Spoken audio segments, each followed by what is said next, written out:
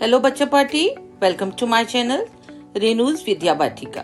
बेटा, आज हम लोग सीबीएसई के द्वारा लगाई गई संस्कृत बुक शारदा का पाठ 2 सुखस्य मूल धर्मा धर्मस्य मूलम अर्थ का अनुवाद तथा इस पाठ के सभी प्रश्नोत्तर और अभ्यास कार्यों को करेंगे। तो बिना समय को खराब करते हुए मैं आपको इस पाठ का अनुवाद बताने जा रही हूँ। सुख का मूल धर्म है। मूल मतलब जड़। सुख का मूल मतलब सुख का आधार क्या है? धर्म है, और धर्म का आधार धन होता है। भारतीय धर्मशास्त्रों में अनेक ऐसे सूत्र और विचार मिलते हैं जो मानव जीवन के यथार्थ को स्पष्ट करते हैं। उन्हीं प्रसिद्ध सूत्रों में से एक सूत्र कौटिल्य के अर्थशास्त्र में जो है उनके द्वारा हमें प्राप्त हुआ है। अर्थशास्त्र में सुखस्य मूल धर्मा धर्मस्य मूलम अर्था, जिसका अर्थ होता है, अभिप्राय उसका ये है कि वास्तव में सुख का आधार धर्म है और धर्म के पालन का आधार अर्थ है, धन है। अर्थ का मतलब होता है धन बच्चों, ठीक है ना। यहाँ अर्थ का तात्पर्य जो है धन से है, जो जीवन यापन और आजीविका के लिए प्रमुख साधन है। जीवन में धर्म, अर्थ और सुख ये तीनों आपस में अटूट संबंध रखते हैं। जो व्यक्ति न्यायपूर्ण और उचित तरीके से धन को अर्जित करता है वह धर्म का पालन करने में समर्थ होता है। धर्म का पालन करने से दीर्घ काल तक सुख प्राप्त होता है। सामान्य जीवन में हमारे जो रोज की जिंदगी है उसमें हमें भोजन, वस्त्र, आवास, शिक्षा, स्वास्थ्य सेवा आदि मूलभूत आवश्यकताओं की पूर्ति करने के लिए धन की आवश्यकता होती है। और यदि हमारे पास उसके लिए पर्याप्त धन नहीं है, उसका अभाव है, तो हम अपने कर्तव्यों का पालन सही से नहीं कर पाते हैं। स्वास्थ्य, शिक्षा, सेवा, दान आदि कार्य भी हमारे बाधित हो जाते हैं और हमारा जीवन असंतुलित हो जाता है। इसलिए धर्मशास्त्र में बताए गए 4 पुरुषार्थ जैसे धर्म, अर्थ, काम और मोक्ष में सबसे महत्वपूर्ण जो है अर्थ है, क्योंकि अर्थ के आधार पर ही धर्म का पालन होता है और धर्म के पालन से मनुष्य को वास्तविक सुख की प्राप्ति होती है। अब हम दूसरे सूत्र की बात करते हैं इस समय। ब्राह्म्य मुहूर्ते च उत्थाय धर्मार्चा चिंतित। ब्रह्म मुहूर्त में यानी कि प्रातः काल उठ करके धर्म और अर्थ का विचार करना चाहिए। स्वस्थ आर्थिक व्यवहार 3 प्रकार का होता है। न्यायपूर्ण अर्थोपार्जन यानी कि हमें सदाचार और उचित मार्ग से ही धन को कमाना चाहिए। इस विषय में मनु भगवान क्या कहते हैं? जो सभी प्रकार की शुद्धियों में धन की शुद्धि को सबसे सर्वश्रेष्ठ बताया है। जो व्यक्ति धन के संबंध में शुद्ध यानी कि ईमानदार है वही वास्तव में शुद्ध माना जाता है। इसका अभिप्राय यह है कि कभी भी हमें अनैतिक ढंग से धन अर्जित नहीं करना चाहिए। उपनिषदों में माग्रत कस्य विद्यत धनम, किसी दूसरे के धन का लोभ मत करो, इस वचन को सदैव मन में रखकर विद्या और धन का अर्जन करना चाहिए।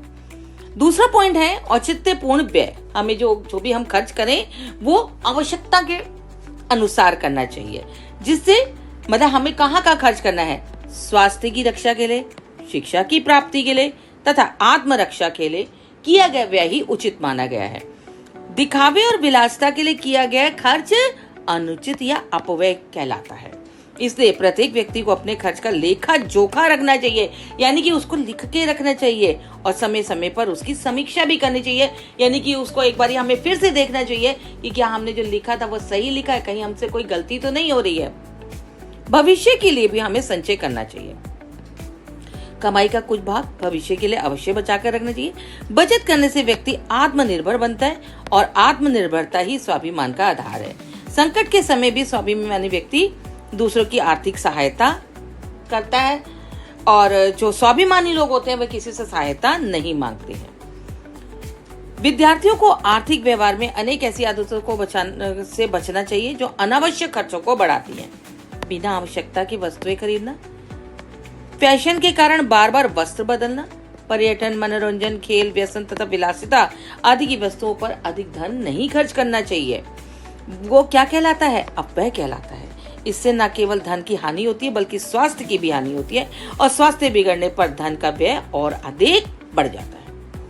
अर्जित धन का संचय तथा निवेश। अब जो पैसे हमने मनी कलेक्ट करके रखी है या सेव करके रखी है, उसको कहाँ हम निवेश करें, उसको कहाँ इन्वेस्ट करें, इसके बारे में भी चाणक्य नीति में क्या गया है कि जैसे जल जो है, जल की एक एक बूंद से घड़ा भर जाता है, उसी तरह से समय समय पर निरंतर प्रयास अभ्यास किया गया से हमारी बुद्धि और समझ भी बढ़ जाती है। अर्थात थोड़ा थोड़ा किया गया संचय समय के साथ साथ बहुत अधिक हो जाता है। यदि विद्यार्थी प्रतिदिन थोड़ी सी भी बचत करेंगे तो उचित निवेश के द्वारा भविष्य उनका सुरक्षित बनाया जा सकता है। अब भारत सरकार ने धन के सुरक्षित करने के लिए जो निवेश के लिए अनेक योजनाएं बनाई हैं, वो सब यहाँ पर आपको दी गई हैं। प्रधानमंत्री जनधन, सुकन्या, सार्वजनिक भविष्य निधि, वरिष्ठ नागरिक, किसान विकास, राष्ट्रीय बचत, राष्ट्रीय पेंशन, नियत निवेश, आवृत्ति निवेश आदि। इन योजनाओं के विषय में सही से आप जानकारी प्राप्त करें और उनका उचित लाभ उठाएं। इन योजनाओं का लाभ उठाने के लिए नागरिकों को कहां कहां जाना चाहिए? बैंक, डाकघर तथा उनसे संबंधित अधिकृत संस्थाओं से संपर्क करना चाहिए।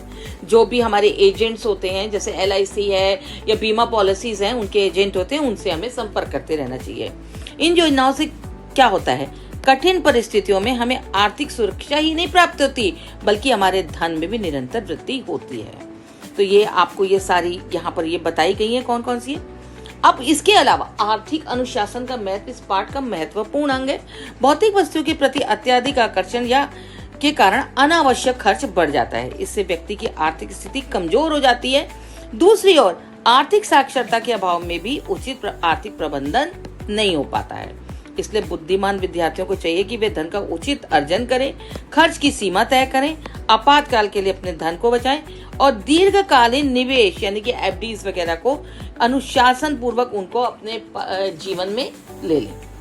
जो व्यक्ति ऐसा करता है उसे धन, धर्म और संतुलित जीवन की स्थापना करने में समर्थ होता है। वो जो विद्यार्थी प्रारंभ से ही आर्थिक व्यवहार के प्रति जागरूक रहते हैं, वे भविष्य में उत्तरदायी नागरिक बनते हैं और धर्म, अर्थ और सुख, इन तीनों का संतुलन करने से ही सफल और आदर्श जीवन यापन कर सकते हैं। अब हम इस श्लोक का अर्थ यहाँ पे पढ़ते हैं। मनुष्य को क्षण क्षण का सदुपयोग करके विद्या की प्राप्ति करनी चाहिए। यहाँ पे आप छात्रों के लिए ये बात बताई गई है। और कण कण थोड़ी थोड़ी मात्रा में धन को जोड़कर उसका संचय करना चाहिए। यदि समय नष्ट हो जाए तो विद्या नहीं मिलती, और यदि थोड़ा थोड़ा धन भी व्यर्थ हो जाए तो धन का संचय नहीं हो सकता है। तो अब आइए इस पाठ के अभ्यास कार्यों की ओर चलते हैं। वास्तविक सुख का आधार क्या है बेटा? धर्म है। किसके अभाव में अपने कर्तव्य का पालन कठिन होता है? धन के। स्वस्थ आर्थिक व्यवहार कितने प्रकार के होते हैं? 3 प्रकार के, 3 विधियां होती है उसकी। क्रीदशा आर्थिक व्यवहार कदापि न, कौन सा आर्थिक व्यवहार कभी नहीं करना चाहिए? अनैतिक आर्थिक व्यवहार। स्वावलंबन किसके मूल में होता है? स्वाभिमान से। जल बिंदु निपातेन क्रमशः किम पूरे थे, जल की एक एक बूंद से क्या चीज भरती है? घड़ा भरता है। अब पूर्ण वाक्य में उत्तर आते हैं। सुखस्य मूल धर्मा, धर्मस्य मूलम अर्थम। इस प्रसिद्ध वाक्य को कहाँ से लिया गया है? कौटिल्य के अर्थशास्त्र से लिया गया है। सामान्य जीवन का आसाम आवश्यकता पूर्ति धनम आवश्यकम। सामान्य जीवन में किन किन आवश्यकताओं के लिए धन की आवश्यकता, किन किन आवश्यकताओं की पूर्ति के लिए धन की आवश्यकता होती है? तो अभी हमने ऊपर देखा ही है। अन्न, वस्त्र, आवास, शिक्षा तथा स्वास्थ्य सेवा आदि के लिए। ब्रह्म मुहूर्त में उठकर क्या करना चाहिए? धर्म और अर्थ का चिंतन करना चाहिए। लोग किस प्रकार स्वावलंबी होते हैं? लोग संचय का अभ्यास करके स्वावलंबी होते हैं। लघु लघु छोटा छोटा संचय करके भी कालांतर में वो क्या हो जाता है? छोटे छोटे संचय भी कालांतर में एक समय के बाद वो महत्वपूर्ण रूप ले लेते हैं। अब हम चलते हैं आगे। ये जो कुछ यहाँ पे वाक्य दिए गए हैं और उनके सामने उनके ग्रंथों के नाम है, आपको सही ग्रंथ से उस वाक्य का चयन करना है। यहाँ पे मैंने आपके लिए ये सभी अभ्यास कार्य कर दिए हैं। अब हम रेखांकित जो पद है उसके आधार पर प्रश्न का निर्माण करना है। सुखस्य मूला धर्मा, तो कस्य मूला धर्मा। दिवसे आरंभे धर्मार्थे चिंतनमय कयो चिंतनम आवश्यकम। सन्मार्गे धनार्जनम केन धनार्जनम करणीयम। अनैतिक आर्थिक व्यवहार कदापि न करणीय। किस प्रकार के व्यवहार को कभी भी नहीं करना चाहिए? संकट काले स्वाभिमान जना अन्य जन से सहायता न अपेक्षते। संकट काल में भी स्वाभिमानी जन जो होते हैं वो दूसरे के से सहायता की अपेक्षा नहीं करते हैं। कौन लोग? अब यहाँ पे ये एक वचन द्विवचन आपको दे रखा है, आप लोग इसको आराम से देख सकते हैं। अब इसके अलावा सही उत्तर का चयन करना है। सुख का मूल धर्म है और धर्म का मूल अर्थ है। ये इसका आशय क्या है? धर्म का आधार अर्थ है और सुख का आधार धर्म है। गरुड़ पुराण में क्या बताया गया है, क्या किसके बारे में बताया उपदिष्ट किया गया है, मतलब उपदेश दिया गया है कि प्रातः काल में धर्म और अर्थ का चिंतन करना चाहिए सभी प्रकार से।